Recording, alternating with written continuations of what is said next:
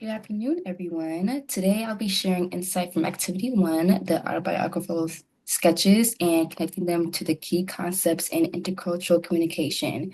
This activity provided me with deeper understanding of myself and my group, fostering both intellectual growth and relational learning. To ensure a smooth flow of our presentation, Joy will lead with Activity 2, Haley will cover Activity 3 and 4, Kim will cover Activity 5, and Lucian will handle Activity 6, and then finally, Joey will help with the conclusion. Our group discussion reveals the rich diversity in our backgrounds and life experiences. Each of us, Lucian, Guillermo, Joey, and Haley, brought unique perspectives that interplays of family, environment, and personal choices in shaping who we are today. For instance, the question, were you born in the United States, shares a national identity among Lucian, Guillermo, and Joey, who all responded affirmatively in the activity. National identity is a powerful element of cultural perspectives, influencing values, a sense of belonging discussed in the textbook. When it comes to language, Grimmo stands out the most due to his English not being the first language. Growing up connected him to his family and Mexican heritage, to mention how Lucian and Joey are more of an English-speaking household, rooting them in their American culture landscape. This contrast discussed in textbook is knowledge of the awareness and understanding of language beyond one native tongue, of the challenges and learning of other languages. Also, his reflection on his parents' journey to the U.S. citizenship also furthered his legacy and resilience to hard work. For instance, Kimmel shared how his grandfather was a police commander and how his grandmother thrived within spiritual upbringings among 12 siblings. Also, similar to Lucian's account of his grandmother experiencing overcoming poverty, working in the fields, and also her powerful strength to overcome that. Also, makes a good story that is explained in cultural family histories described in Martin and Nakayama's book, which explains history, families, and cultural ties, which implies the importance of oral storytelling, passing down from generations, also connecting them to Lucian's faith, which emerged from sharing the studying of the Bible, his life, teachings, prayer, meditation, and self-love. His journey was influenced by close friends, encouragement, showing the impactful of meaningful relationships and also personal growth. While some of us, like Lucian, growing up in a famous neighborhood, also like Guillermo and Joey, were influenced by more of diverse environments. Despite these different experiences, we all share a common commitment to building meaningful connections. That we all share the commitment of building meaningful connections with positional boundaries, social and economics, and this shared openness is reflected of our diverse friend group, which relates to intercultural relationships. That's also discussed in the chapter 10 in Martin and Nakayama's textbook, which emphasizes the connection between individuals from different cultural backgrounds. This reflection is our growth as a group, family, environment, and individual choices that has intertwined and shaped who we are as our individual identities. Now, Joey will lead with activity 2. Thank you, AJ. Now I will touch base on activity 2. So activity 2 have my group members answer questions regarding their personal background, such as their upbringing, sexual preferences, and even abortion. This activity helped me personally to get to know my group members on an even deeper level. The interpretive perspective as defined by the text states that identities are negotiated, co-created, reinforced, and challenged through communication with others.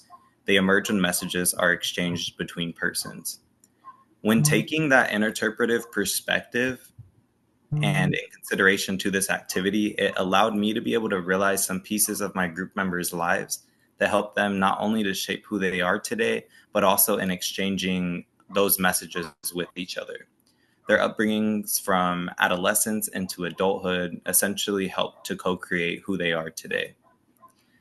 And now that I've finished up activity 2, Haley will be touching base on activities 3 and 4. I had a lot of fun covering activities 3 and 4 or discussing them with you guys at least. It gave me even more insight to what I already know about you guys. And I think it really helps me understand the intercultural experiences that kind of led us to have our own culture and our own identities.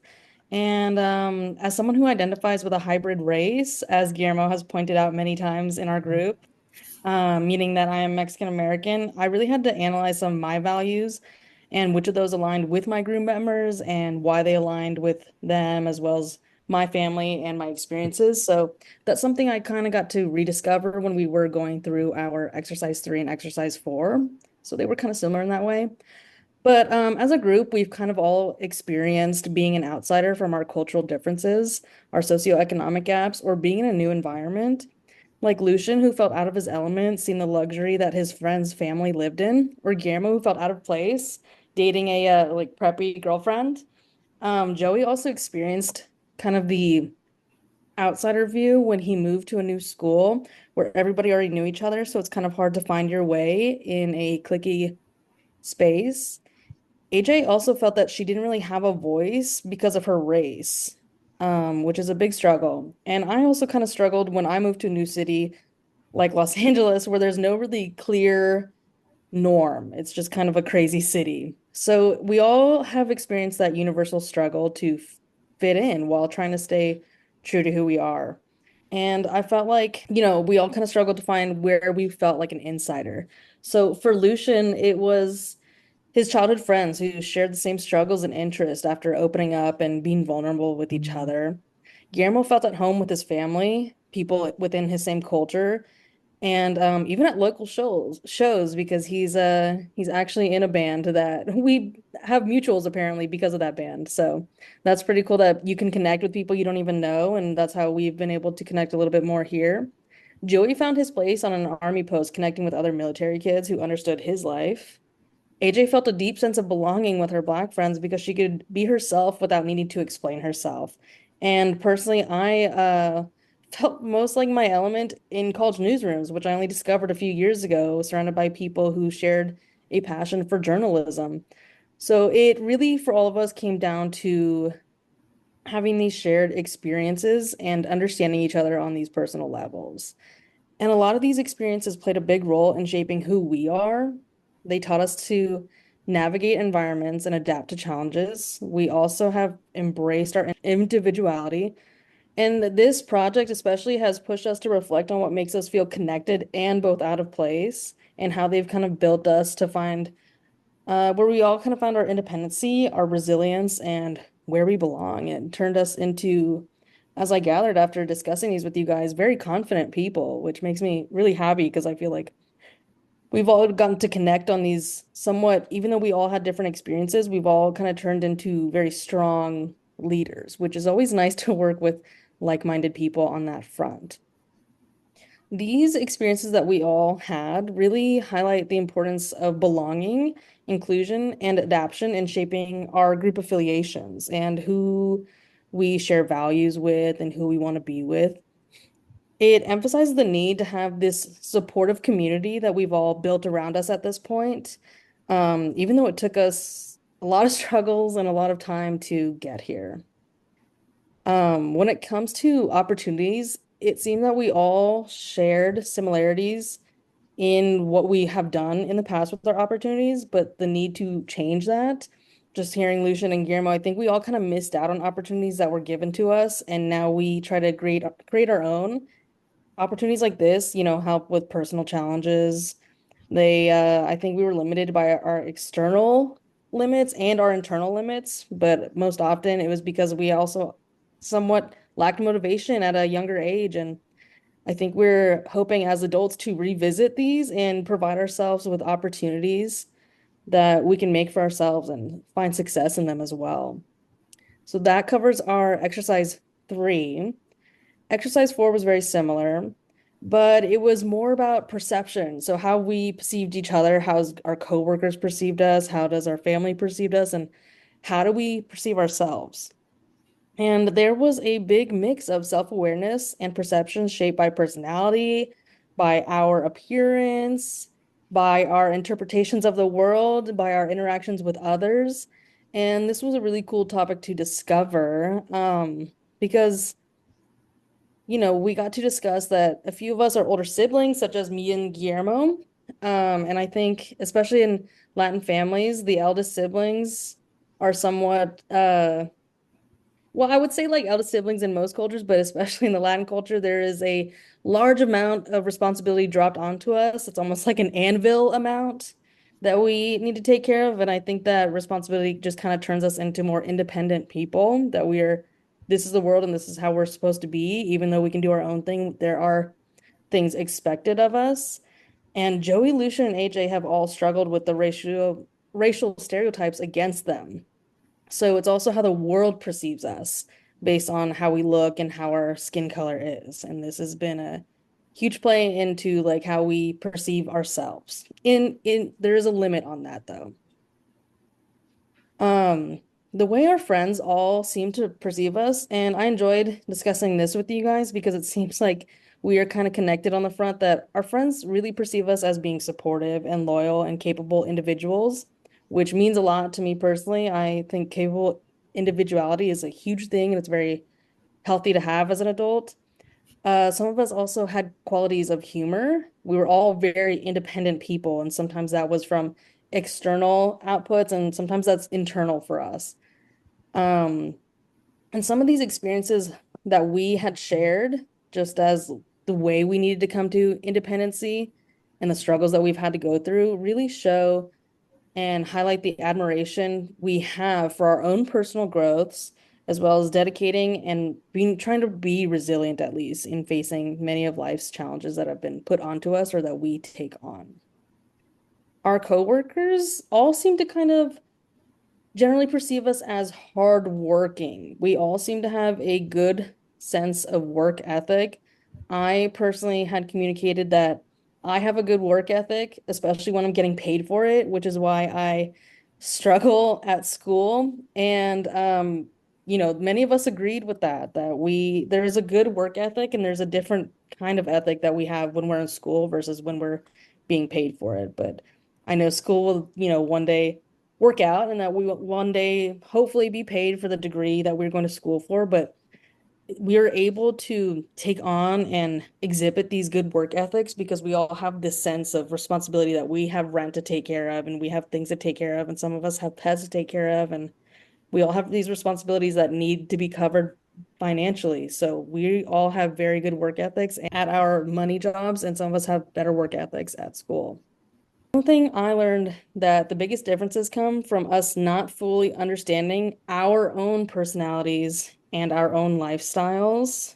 We all kind of agreed that it didn't bother us what others thought of us.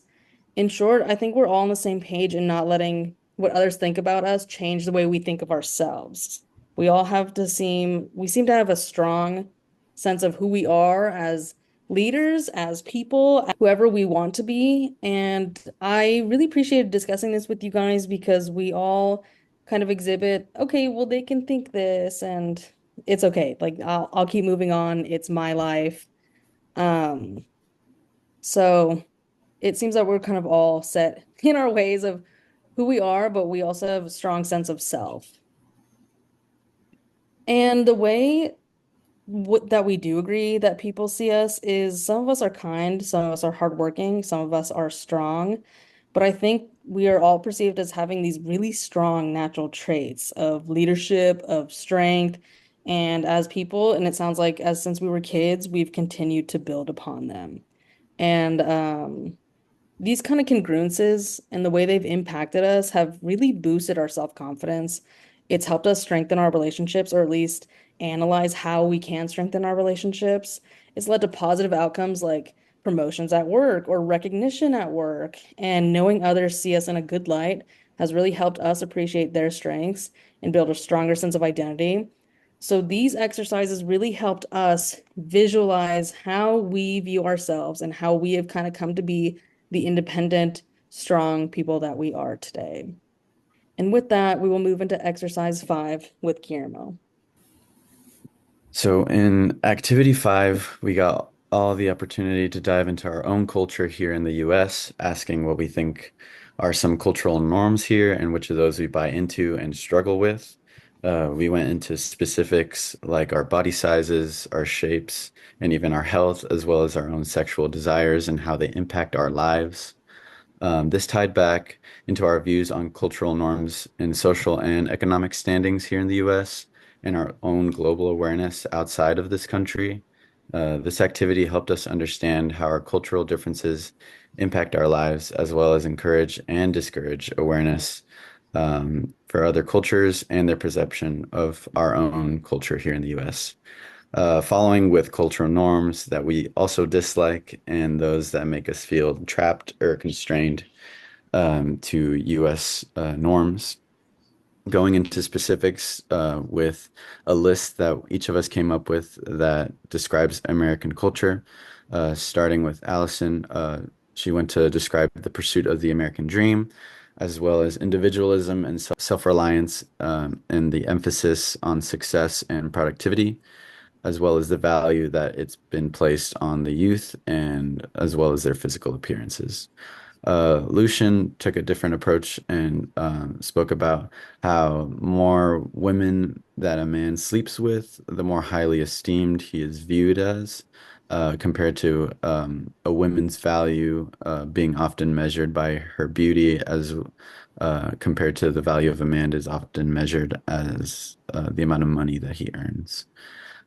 Joey spoke about how a few norms from the US culture that comes to mind would be maybe the normalization of fast food and not wanting to work as much for more money, sports, and high ego. Haley went on to talk about patriotic chants as well as work productivity, burgers, how we perceive time, core values, and speaking out and rebelling, as well as sports, space, as in like physical space, individuality, beauty standards as well, and social media sharing or oversharing and having pets.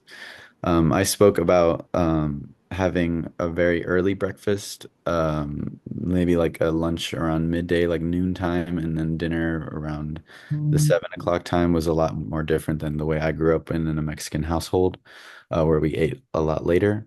As well as here in the United States, it's very normal that you should be moving out by like 18, as well as the schools here having dances like prom and homecoming. Um, where we all buy most into US culture norms, it depended on the person. Starting with Allison, she spoke about buying into the idea that she spoke about the American dream, owning a home, having acres of land. However, that in today's economic climate, it feels very unrealistic. Lucian also spoke about his listed cultural norms and how he doesn't buy into those schools of thought. Joey spoke about buying into the idea of fast food is a bit too much sometimes because it is convenient, although it isn't healthy. Also, that with the amount of hours that he works, cooking is the last thing on his mind after coming back home from work. Haley spoke about sports, the American pastime, whether or not you're an athlete or a fan. It's basically very normal to idolize athletes. And they also think that sports culture is a great way to just enjoy it without having to idolize in a negative way. She spoke about how so many men get away with so many things because there isn't really a way to cancel people in sports, like in terms of cancel culture. So it's not the best institution to support at times. I spoke about trying to live on my own, going back to moving out at 18 or just leaving the nest altogether. In Mexican cultures, it's very common for people to stay in the house until a lot older compared to here. Um, some of the struggles that we have with American culture, Allison struggles with constant pressure to be hyperproductive and always striving for more and more and more, even at the expense of their own personal well-being. Lucian struggles with the norms that he listed, uh, like a woman is viewed less when he sleeps with more men, and a man is viewed as more when he sleeps with more women, as well as a man is only viewed as how much money he makes. Joey also spoke that he doesn't relate to not really wanting to work more for more money because he considers himself a hustler and he understands the concept that if you want something, you need to work for it. Haley lately has been struggling as well with productivity and how it's easy to stay in bed and sleep away, as with everybody, myself included. It's hard to be expected to work at a certain level or a degree. Myself, I'm struggling with whenever I was thinking of this question specifically with Thanksgiving, we don't celebrate a lot of American holidays here like that. So my family doesn't really partake in it, um, or giving that type of holiday some effort. Um, when we talked about how American culture impacts our views on our body size, shape, and health, Allison spoke about in Black culture, being thicker is often considered more beautiful, but she is very petite and small, which is a contrast and makes her feel out of place and or self-conscious at times. Lucian spoke of a lot of these norms on his health, body size, shape, or do really impact him directly because he says that he's content with the way he is, but they do impact his sympathy for others who are deceived into thinking that they aren't enough. Joey spoke that the norms about body size and shape also didn't really affect him until these past 2 years because metabolism slowing down due to age, struggling with a certain weight gain and feeling that he may have not have the same attractiveness that he once had. Looking back, he also feels that he might have been more attractive now or when he was 30 pounds lighter, but a lot of people don't tell him that the weight that he gained looks bad, that it looks good on him. Although he would love to be skinny again due to societal norms, he also agrees that it wasn't the healthiest look on him. Haley spoke about how these norms used to impact them a lot. Just feeling like everything that they see online, specifically like celebrities on red carpets, is a lot of examples of like altered or fake pictures with Photoshop or just a different illusion. She spoke about an example with like Kim Kardashian getting acne. She's a normal person, or she doesn't have as small of a waist as she may shows online. It's hard to see these in Photoshop pictures, but it also goes for men. She spoke about how the new Gladiator 2 movie came out, and a lot of the very like strong, jacked people that are on there aren't like direct examples of how normal people may look. Um, but if we all had personal trainers or daily facials or nutritionalists or millions of dollars, we'd all look as good as Hollywood celebrities, and I agree with what she said. I go kind of on a similar point. We're told that skinny is good, fat is ugly, gym is good, lazy is bad, and that you're either too big, too small, too this or too that. And I believe that is really unhealthy, not just to our physical, but to our mental state. Um, when talking about US cultural norms and sexual desire and how they impact our lives, Allison spoke that America has traditionally been rooted in a heterosexual, homogenous relationship dynamic. They believe that people should love who they want, regardless of societal norms or expectations. Lucian, although he wasn't fully understanding of this particular question, um, he says that the amount of temptation that he has increases based on the way that some people's appearances. But it just depends on the person. Joey identifies as a pansexual, and he feels that his experience with his label has been getting easier for years to progress. When they first came out around 9 years ago, it was hard to explain what it meant for himself and for others. But now they find that people have a better understanding of him and they're a lot more accepting of it. Haley does not believe that it's a fair question because views on sexuality are really changing constantly, and for decades now. She doesn't feel like labels personally affect her, but she thinks it's harder to hate than to accept.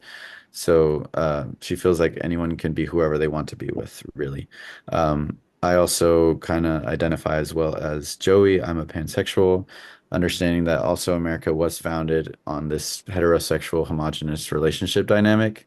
It's been easier to consider myself a pansexual because I like who I like. In my specifics, right now, I have a girlfriend who is bisexual.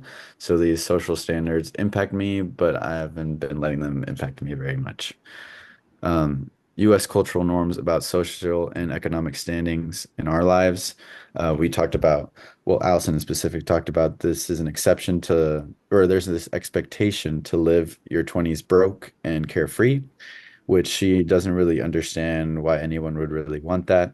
That the idea that they should have their life also figured out right after high school is also unrealistic, and that she is still discovering herself and her goals. Lucian may not have his own perception of being a high value man due to the money that he makes in a year, but I'm pretty sure soon he'll get that going. Joey feels like, economically speaking, he's in a great place for being 25, almost 26. Sure, he may not have a house or something that he may want to provide for himself to maintain his bills while paying for school, and working is a big deal to him. So finding himself upset or not having a lot of money to have fun, to take the time to realize that it's just because he's providing for himself, then everything comes one step at a time. Haley spoke that being in her mid 20s and living the life that she's expected to has been very enjoyable. She lives on her own. She wants to finish her degree. She has pets but no children, and she's unmarried. She may not have the next part figured out. She relates to it by saying she's basically in a sitcom with a smaller apartment. So happy that everybody's still enjoying themselves. I spoke about um, that, yes, if you're in your 20s, you're supposed to be failing, but you're also striving for success. You're supposed to take risks, but be cautious. You're supposed to have everything and nothing figured out. And you're supposed to be starting a family and buying houses and also staying with your parents to save money and be broke as a student as well. It's not really easy. Um, how do U.S. cultural norms about global awareness impact our lives? Allison spoke that the U.S. often prioritizes its global image over the well-being of its own citizens. There's a lack of focus for ensuring people are healthy, stable, and cared for. I also agree. Lucian says that he feels that people that are his age do not keep up with current global conflicts. Therefore, it scares him that people are okay with being unaware. Joey speaks about the first thing that comes to his mind regarding this topic is global warming. And as a country, he doesn't believe that the US takes this very seriously. I also agree that even if people have heard that global warming is fake, it's honestly very insane to even think that. Haley writes about that US citizens really value global news. America is a powerhouse of a country, and it's really hard to think otherwise when that is what you're taught. This country is huge, and it makes sense that people would neglect global news when there's just so much national news to consume. And personally feels like it's dumb when it comes to global affairs because, unfortunately, we don't. She may not consume a lot of it, and a lot of us may not as well. Um, and I wrote about that the US does not really seem to care very much on its global impact. This country has on many different things like global warming, conflict in the Middle East, or our affiliations with Ukraine and Israel currently in their conflicts. I think this impacts my life because it makes me feel a bit nihilistic and that I do not want to partake in any of this anymore. Um, now, we talked about U.S. cultural norms and how they impact our lives based on cultural differences. Allison speaks about the U.S. feeling very divided and disconnected currently, and how it's lost much of its sense of pride and unity.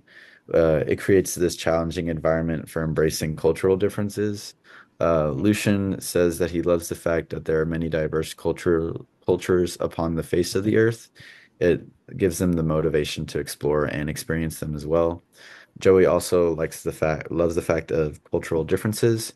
This is why the reason that he took these cultural classes.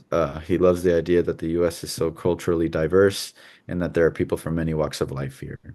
Haley also enjoys the cultural differences and she thinks that are very great.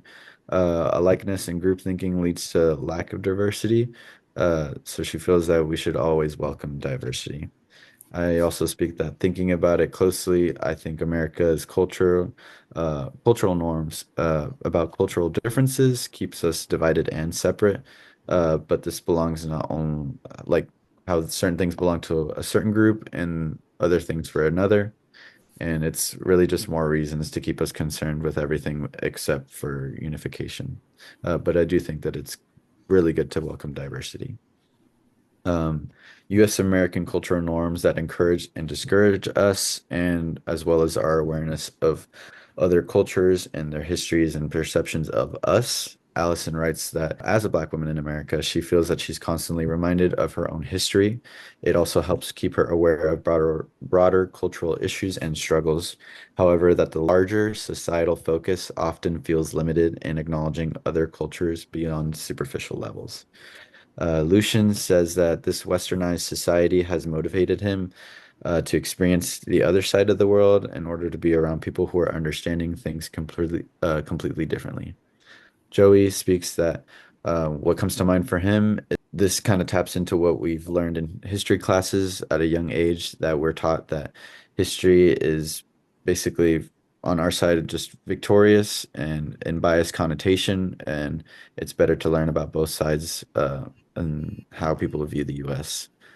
Haley also personally thinks that diving into certain lores is a big movement right now, and that people want to know more and they want to know the full story of things. So it looks like this norm is actually shifting. I believe that the media in the US always puts up some sort of enemy or how this problem is caused by this, and this is what the enemy looks like, very black and white. And I believe that American culture encourages the story of America told by America while discouraging the stories of America told by any other, um, like such as Native Americans, people of color, LGBTQ plus people, and more. Um, and what, if anything, about US American cultural norms do we dislike the most? This one was a pretty fun one. Allison responded by saying that she dislikes the lack of care for others and the prioritization of individual success over collective well-being. I also kind of agree with that too. Lucian also writes about entitlement and also that the term misogyny is used to describe lifestyles that are also accepted over the world, all over the world, and that biblical lifestyles are considered old-fashioned. Joey writes that he dislikes that we are not accepting of differences as we should be, as well as Haley is disliking of the needing to build, and rebuild, and that in America, specifically in the South, we neglect our environment and original architecture, and that there's a lot of beauty in nature and simplicity. I spoke about the dislike of increase in not caring for others as well. It's basically like a hyper individualistic approach to life, almost like in a narcissistic way, and that so many people are focused on themselves rather than trying to tackle issues as a collective democratic society. And what, if anything, made us feel constrained or trapped based on these US cultural norms? Allison responded by she feels constrained by the inability to freely express herself and the constant entanglement in political battles that she didn't choose or create. Lucian says that nothing makes him feel trapped or constrained, but Joey feels that he's constrained by not identifying as heterosexual. It doesn't often happen, but there are times where he feels like where he may be on a date or somewhere in a large group setting that you can feel the judgment, and it's just something small, like holding someone else, another man's hand. I think it's people should be able to love who they want, and he also believes that they just don't want any judgment. Haley feels constrained by just being a woman, that women have had their rights taken away, and they're in a constant battle to get those rights back. She also wrote about how apparently Nordic countries put a high emphasis on respecting women, and I also agree that we should plan a trip to Norway and have everybody relate to those views. I believe that the thing that makes me feel constrained to the US and its own cultural norms is the fear of having to assimilate into a new culture. My fear is a drastic change of when I am comfortable among the chaos, basically. And now we're going to lead into Lucian going over exercise 6. Hi there, my name is Lucian Alvarez, and concerning my first impressions and how they've changed throughout the semester, my first impressions have changed a lot since the beginning, and especially since our first meeting. As we got to talk more and more, as we became more comfortable with one another, certain questions weren't offensive to bring out. It's certain things that you can't just ask somebody as soon as you meet them.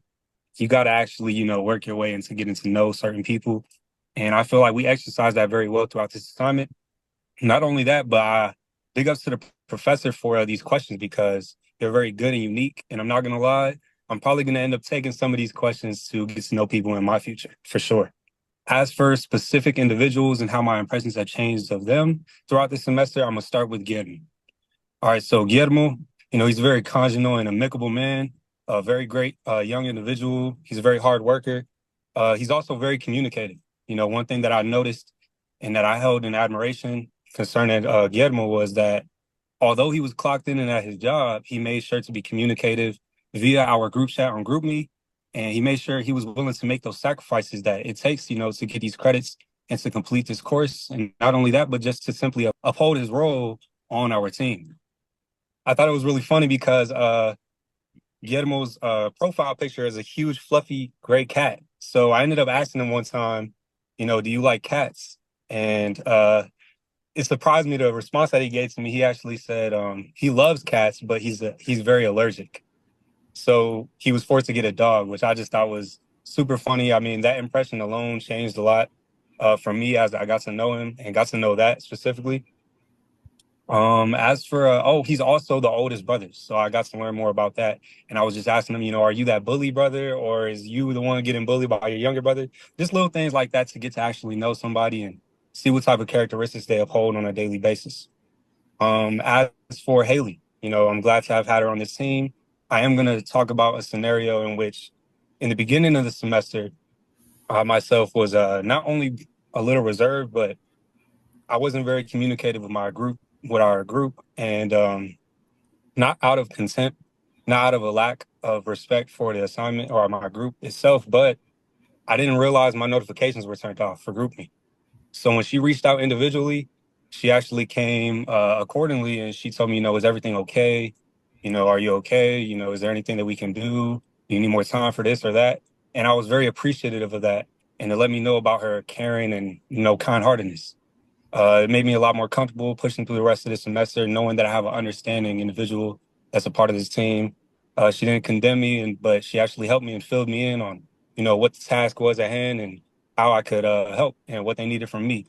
So that did help me a lot halfway through the semester, and it allowed me to continue to push forward, not feeling discouraged.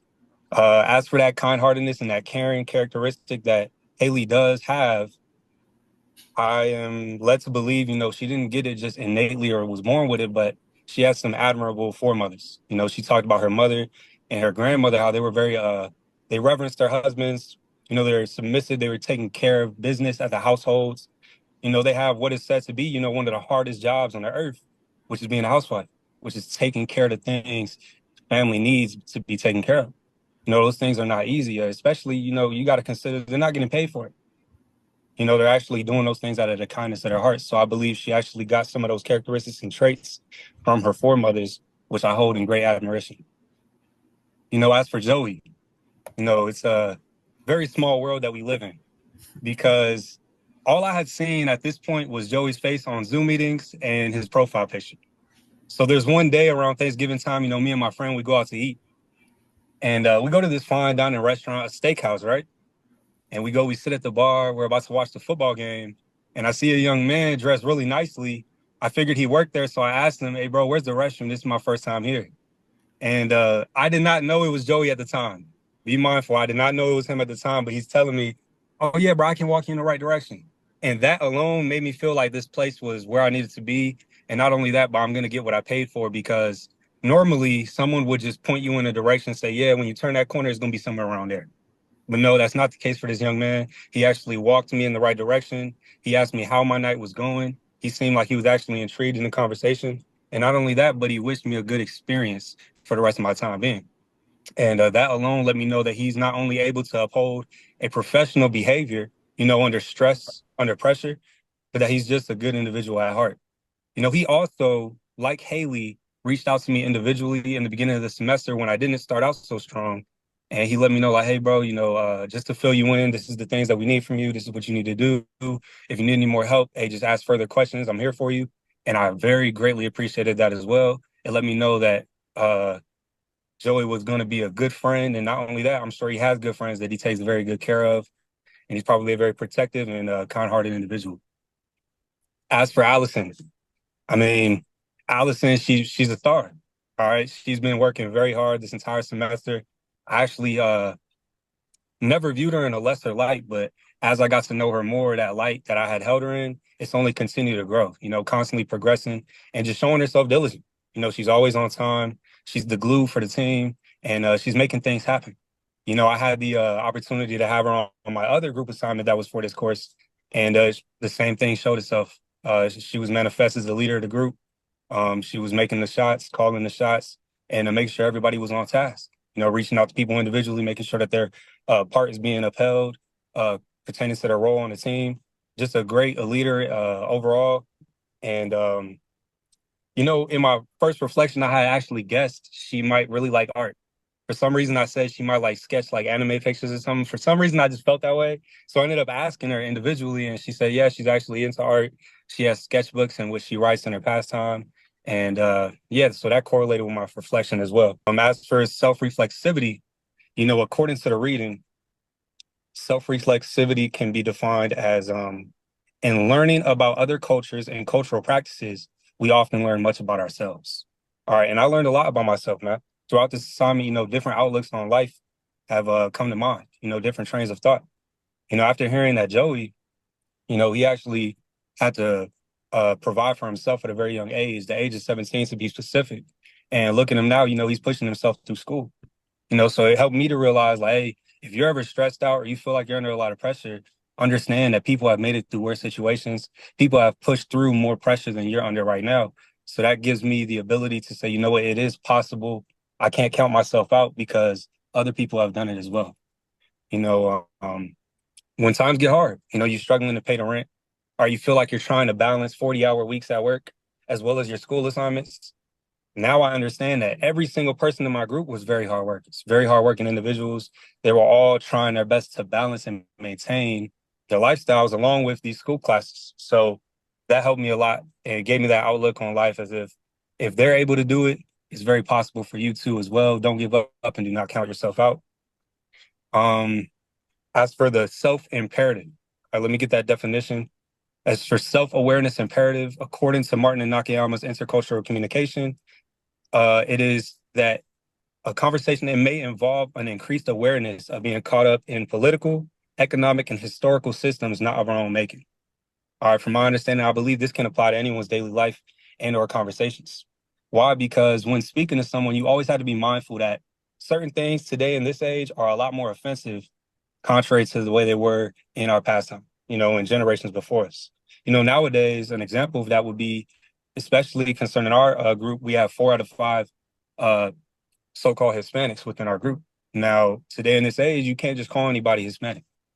Some people, they actually get offended at those terms. They would much rather be called by the specific descent that they're from, whether or not it be Puerto Rican, Venezuelan, Colombian, Mexican. A lot of people, they may get offended as Hispanic. So throughout the presentation and throughout our exercises, I was mindful that certain things can be offensive to others.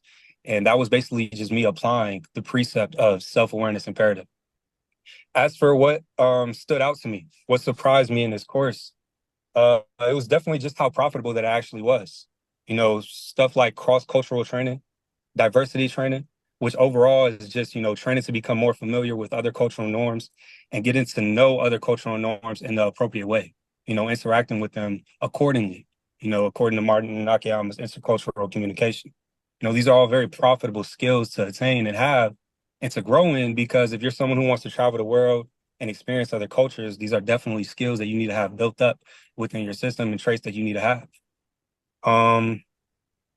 As for the ICC and what I've learned from intercultural communication, I've learned a lot.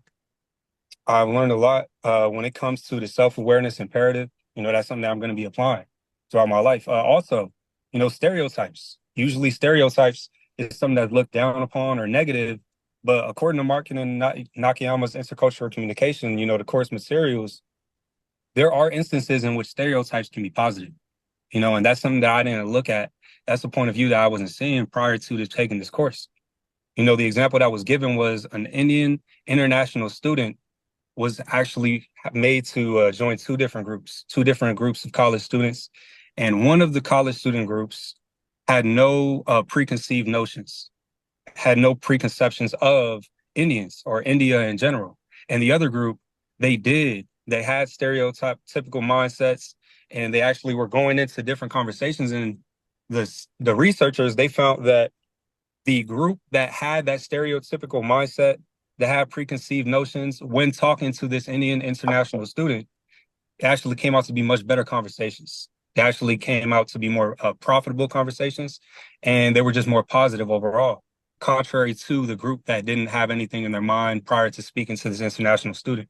So, yeah, I also learned from intercultural communication that stereotypes are not always negative. There are instances in which they can be positive. So I do really appreciate this assignment. And overall, I feel like there are things that I've learned from this course that I can apply to my daily life moving forward. Thank you, Lucian. In conclusion, this project has allowed us to get to know people that we originally would not have, and it taught us to be more open to learning about others. I like that we were able to relate to those who we thought we didn't have as much in common with, and also reflect on our own judgments as people. Although this project did take the entire semester, I believe that it was necessary due to the fact that it allowed us to achieve personal growth as individuals and get more comfortable sharing personal information with each other. So with that, this does conclude our presentation for our GEP project.